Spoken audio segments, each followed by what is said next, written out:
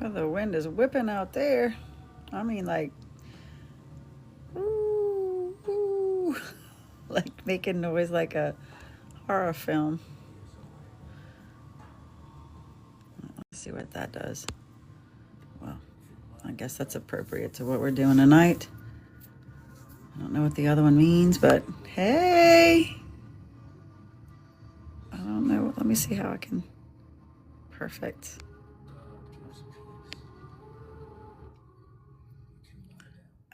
Hey, it hasn't registered yet. Hey, Shalom, shalom. shalom. Give me 1 second. Let me take. I figured out how to get this other box off of here, but I accidentally put it on. Give me 1 second. Okay. I don't know. You probably can Yeah, still hear give me when I me do it. give me I just got home, so just give me a few seconds as well. Yeah, you're fine.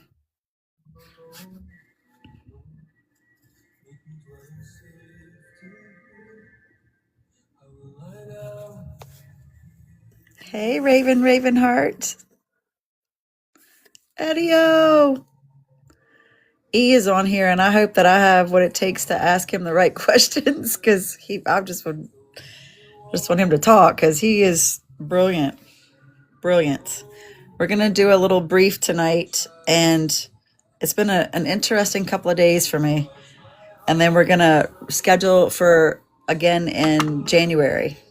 So I have a list of questions, so I'm gonna give them to him, and tonight, some of them, and some of the main things, get to the heart of what the heart is about it, and I'm excited, really excited. He's one of those people when I heard him talk, I was like, yeah. You ready? Yeah, shalom, shalom. Shalom. How are So you? yeah, I'm doing well. Good. We got a lot of things going on. Um, right, my so another treatise has been released, and so I gotta read it soon, and but yeah, the person who's taught me everything that I'm going to talk about here, his name is Yira, and some people have certain feelings about him or whatever, but I know him personally, and I am I stay in the same neighborhood as him. So, I I am the one who came out here and saw things for myself, and but there's been a lot of controversy over the topic, and it's because the information is powerful and life-changing that he provides, and he's, essentially saved my life.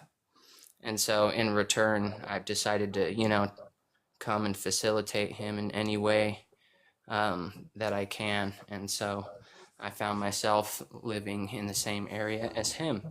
And Nice. now I've learned a lot of mysteries just by being in the vicinity of the work, and also, learning in certain, he'll sometimes have us over for Shabbos night, and he'll teach us for an hour or two about stuff, and I've been studying him for about going on like 4 years now. And before that, I had a pretty interesting background as well, like shamanism and a lot of occult uh, studies. And so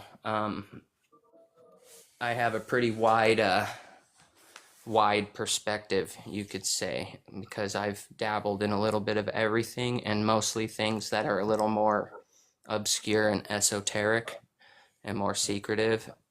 And so uh, things that, you could say your average person, probably won't experience at least half of the things that I've experienced. And but anyway, I don't really want to tell stories, but certainly I'm ready for whatever you would like to ask. And Well, thanks I for do want having to hear me. stories. I like the stories. In marketing, stories sell. And when people hear people's stories about what they've been through, for me, I relate to that. It's like watching a movie, but it's a real person. And so I'm gleaning what I can apply in my experience to help me get through whatever it is put the pieces together, so to speak. So I love the stories. So anytime a story comes up, I'm about it. All right, I took the notes on what you said, and it's URA is your what would he be called to you? It would be Yirah is how we spell it in English. YRAAH. All right. And so this, by definition, is the Hebrew word for awe, but also it's a word for fear as well. But this isn't like a type of fear that would be, in a sense, negative or like fear mongering kind of fear, but more of a fear because you are aware of divine majesty. And so naturally your body trembles, but it's a kind of a pleasant feeling. And then you enter higher grades of this same state, which are more like awe, but they're like different grades of experiencing the divine through these ancient Kabbalistic practices, and some refined, by Yira himself. Random question. I want to get this right off the plate. So does he practice, or is he beyond that, or never have done it? Anything relating to ingesting anything, any kind of mind altering, or is this not about that at all?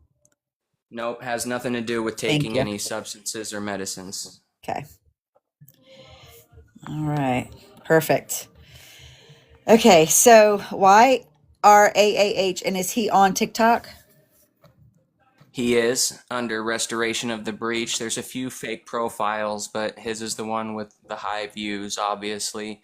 And you'll be able to tell by his videos and aesthetic. He has a very peculiar style. Okay.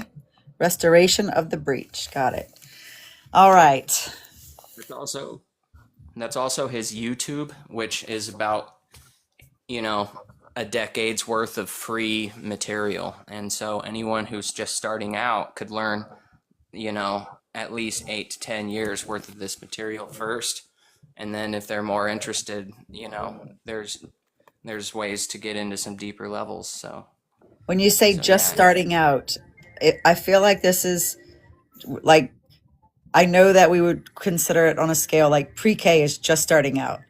But I also know that this is a deeper thing that a knowing could step into gaining some knowledge. But it seems to me that people who are attracted to this are more like first level college or last level high school.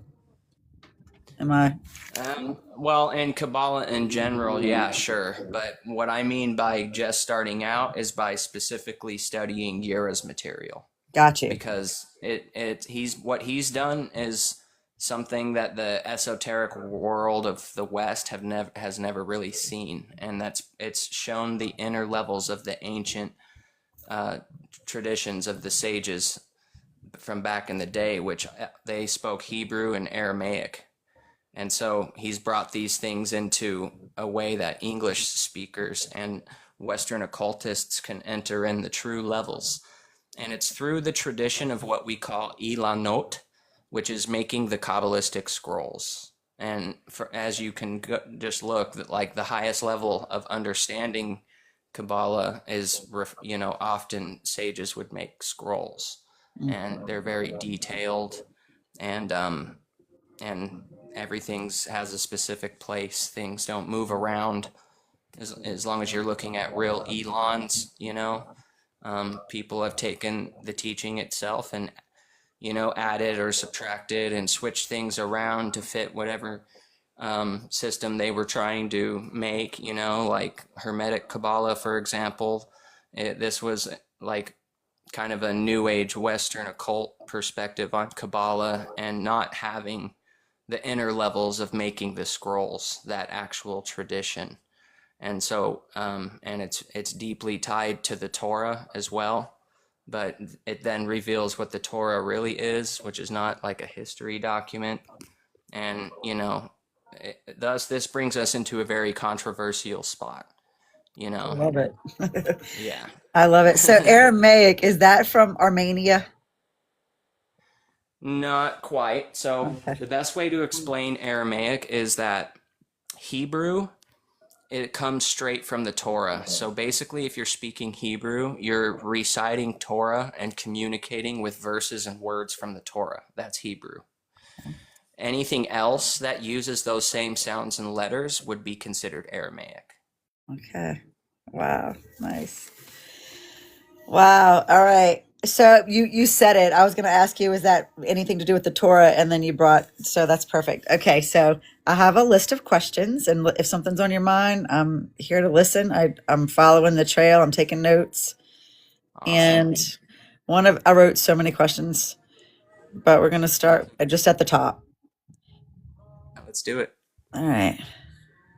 Oh my gosh. Right off the bat. Are you, and we could branch off of this later too. We could just brief or whatever, but are you your brother's keeper or serpent food? Diving on the high dive right now. So this is a quote from Yira's 9th book called Likutei Yira. And so Likutei Yira is, Likutei means collection or collective talks.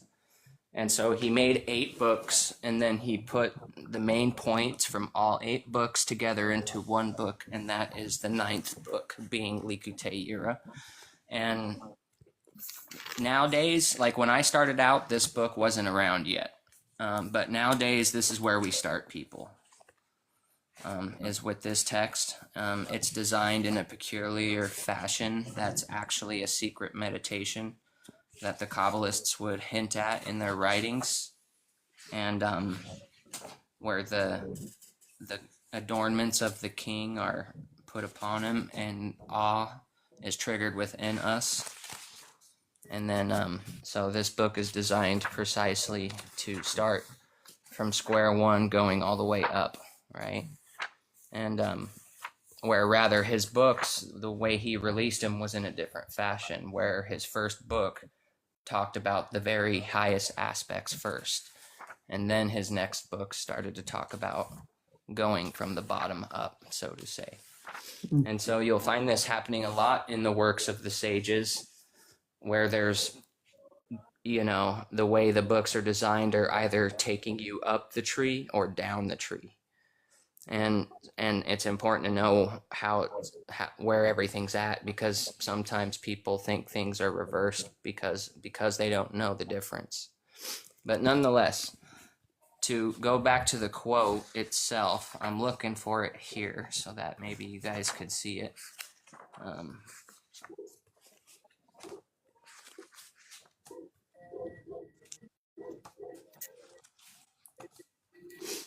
So essentially, a lot of my videos actually kind of talk about this serpent in a very more concealed manner, but nonetheless, not to distill this to wheat, but just to make it kind of a quicker statement. The serpent, which a lot of people would relate this to Satan or Samael, right, which is also attributed to Satan in Kabbalah and the Torah. But really, Samael is an angel. He's just a destructive angel. And but nonetheless, these entities are rooted in holiness still, right? I love that. They're above what's called good and evil. Those concepts come from the tree of death. Wow. Good and evil. And holiness stands in between the two, ascending both. And so, in my opinion, searching for God for reals, it doesn't make sense to me that the darkness would be as powerful as to be able to challenge it, right? If it's God, then it controls both sides. Like I've always believed this to be true my whole life anyway. And so when this concept was introduced to me through the studies, it really wasn't a hard pill for me to swallow. In fact, it made me feel better knowing that I was sort of on the right track in some degree. Isaiah 45:7 in the Bible says that. Does it? Yeah. All right. I can't find the page here. It's all right. It's like an 800-page book, but anyways. Okay. it talks about something that we call the forms, and this is a teaching that some of the group, like that are also here on TikTok that know me, have kind of heard about these things, but none of them really understand it in full, and partly it's because these forms work against you. They are essentially a part of your makeup, but they act as blocks or an obstacle into the higher worlds. And so it takes a lot of studying and initiation to be able to like actually pass it, right?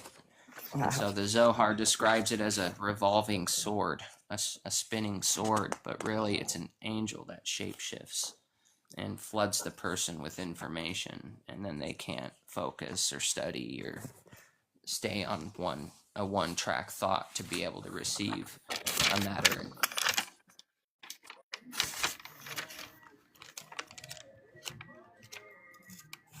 So would you like to hear about the forms a little bit? I would love it. I'm just looking for a clean piece of paper, man. I'm overwhelmed. I need more paper. I thought I had more in this notebook. Okay, I'm ready.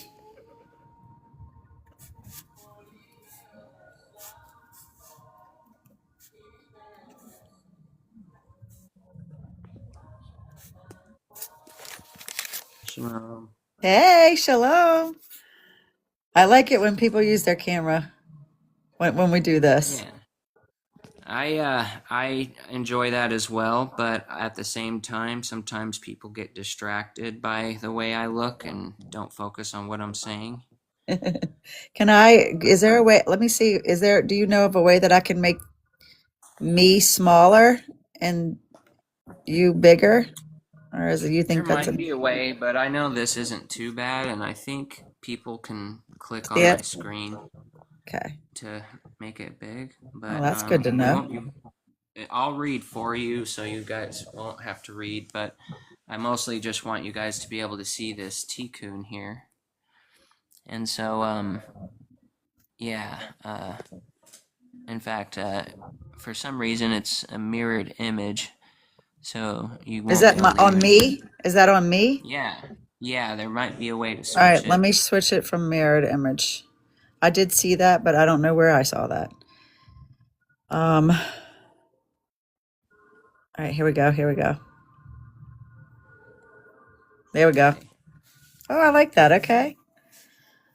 That switched yours, but not mine. Oh, snap. How do I undo the other? All right, let's do this. Oh, man. I'm at a loss right now. There's no button on yours though, huh? For I you to can go in and do. try it like this actually.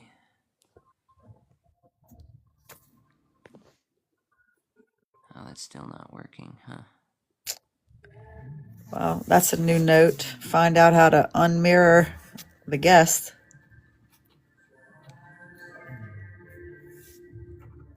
I see people say, put them in the big box. I don't even know how to do that. We'll just be prepared more prayerfully for next Here, time.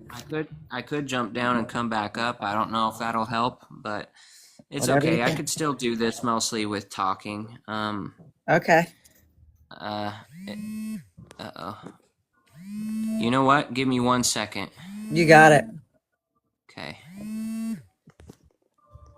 I knew you.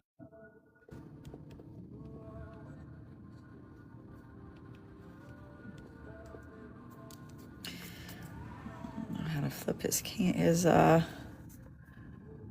box. What if I click on it? There's no way.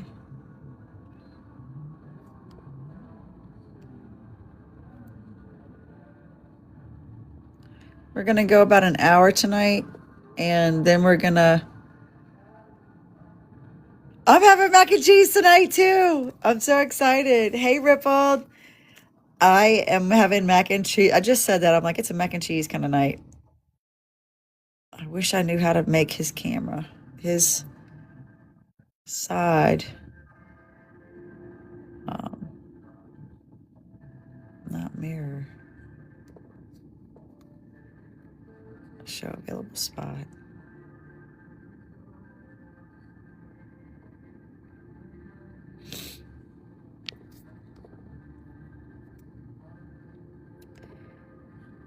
This is so out of my league.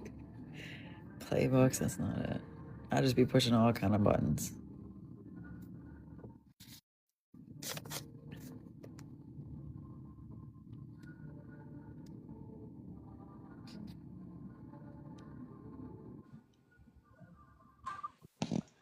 All right. I Sorry, pushed I'm every back. button I could find, and it was nothing that I could see. Oh, you know what? Give me one more second. I'm Sure. sorry. No, you're fine.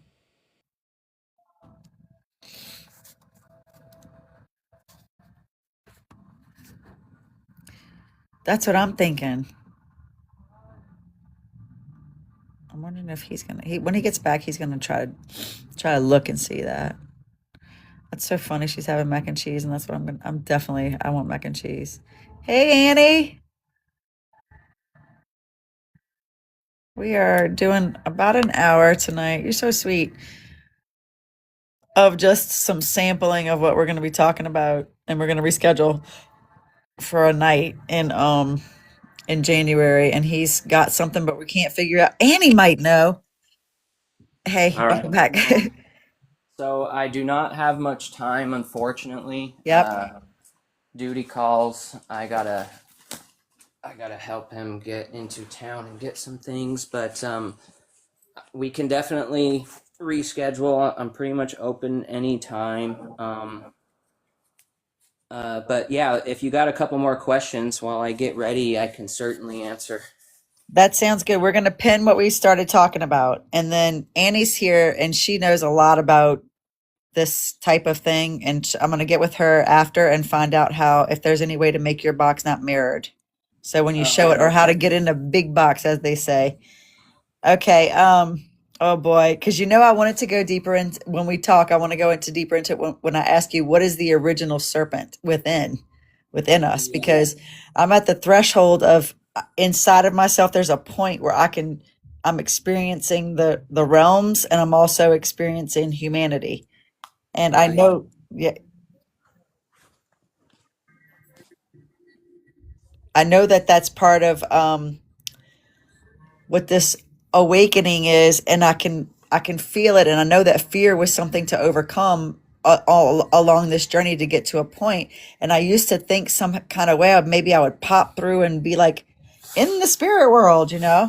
But I don't know that that's necessarily it. And clearing out trauma is helping to stand planted within my flesh, like ridding parasites from self and energetic ones too, in the Right. body, in the human body. Yeah, So so that, this is this is a very deep concept within our teachings. And because what we're doing really on the grand scheme of things is these ancient traditions, which were used back in like King Solomon's school, mystery schools. They were schools for people to become prophets that saw God and saw visions, right? But in the Zohar, it says that a sage is preferred over a prophet because a sage can make a prophet. A prophet will see visions and then tell you what they see, but a sage can make someone else see, right? See the okay. divine. And so, what we're doing is releasing these techniques that help us actually go into the upper worlds. And this isn't like woo woo wah wah stuff. Like these worlds are easy to point out, like our forms, which there's 6 different forms, and you'll see on my page I talk about them. They collectively are one dimension, right? And they exist. We all experience them every day. And so really what it's doing is it's revealing the real upper worlds and what they are. Because the inside, think about it this way: you have a voice in your mind, and with what ears do you hear that voice? Mm. And when you see things in your mind's eye, with what eyes do you see? Right? So that means you have an upper self and a lower self here. And these 5 senses are one way that we can actually see that, because you can imagine smells too, right? Like imagine the smell of vanilla. in the upper world of Yetzirah right now, your nose up there in that world is smelling vanilla, right? And then down here, you can almost smell it physically sometimes when you imagine it hard enough.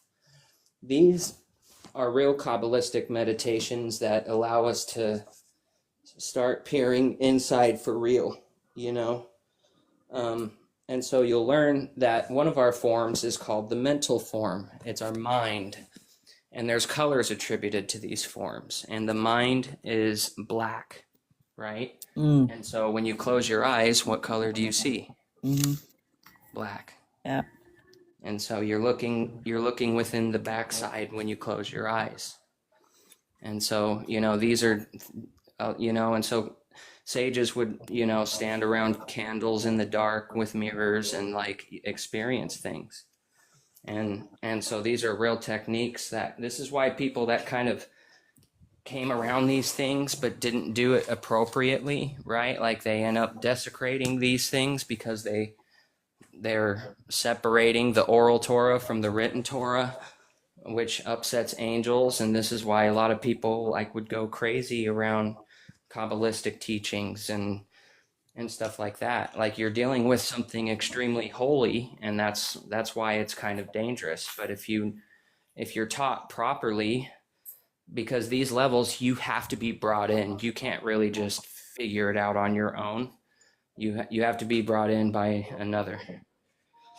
And so without that, you can't properly interpret the Kabbalistic texts, and you can't properly even really speak about them. And so when you saw me in that live, those people were literally trying to deny something that can't be denied. It's an objective truth, just like the sky is blue and it turns black at night. These are facts that no one can really deny, right? And they'll scatter amongst these forms and start saying wild stuff. Oh, I've seen creatures, you know, with eyes on the bottom and the mouth on the top and blah, blah, blah. This is literally what was said in that live. Yeah, I heard it. And first of all, one reason why it's not going to work for me is because I have to take his word for that. I can't, I've never seen that myself, and I'm not going to tell people I did just for the sake of an argument. So, and I personally don't think he's seen it either. I think he's imagined it or hallucinated it.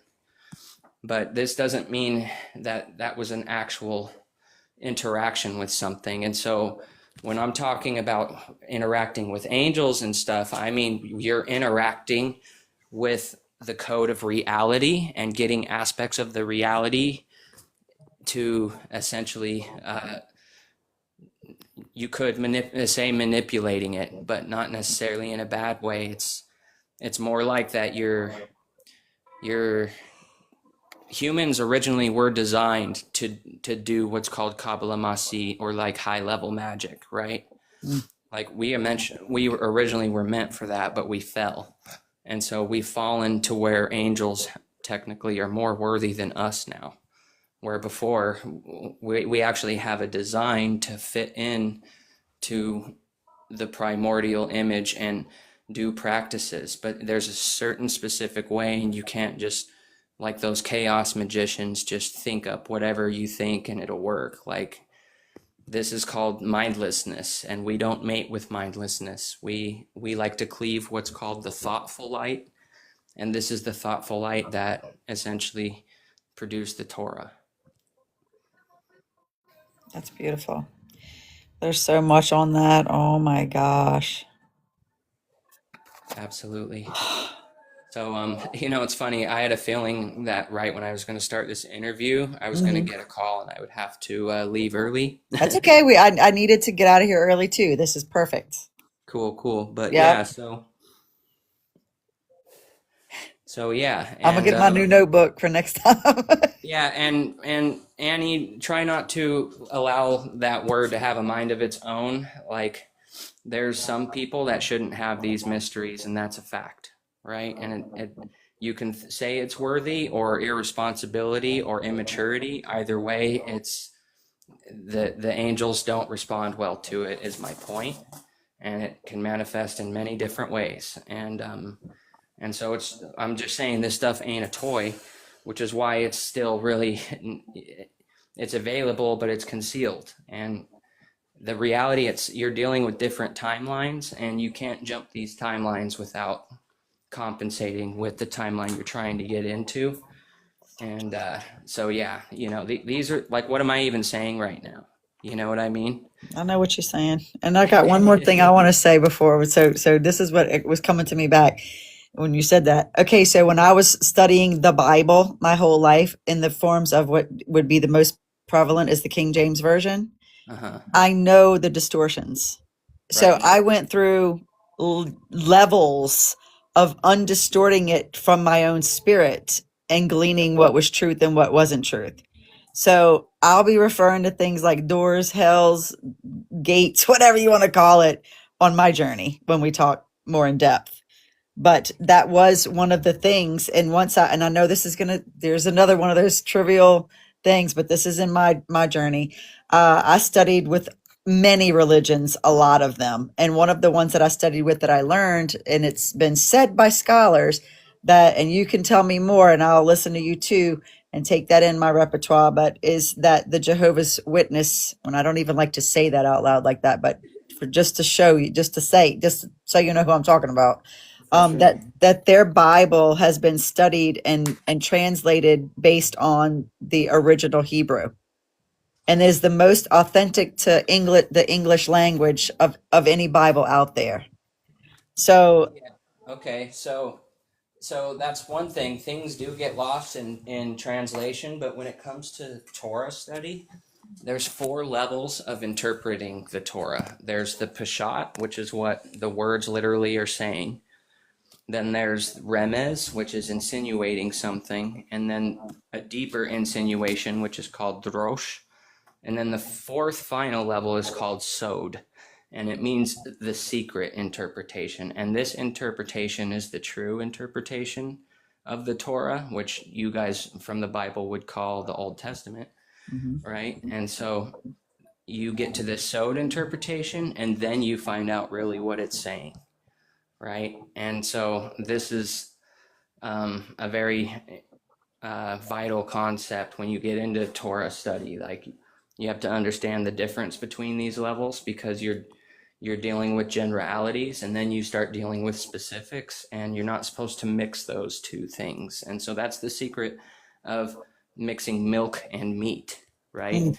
Meat is specific and milk is generalities when it comes to Torah, right? And so they think it's a dietary thing, right? Not to mix milk and meat, but really it's saying not to mix generalities with specifics, because the harder, more sod levels, they're harder to digest, like meat, where generalities are a little easier to accept, like milk, right? And so, but you can't really mix them, because then you're mixing.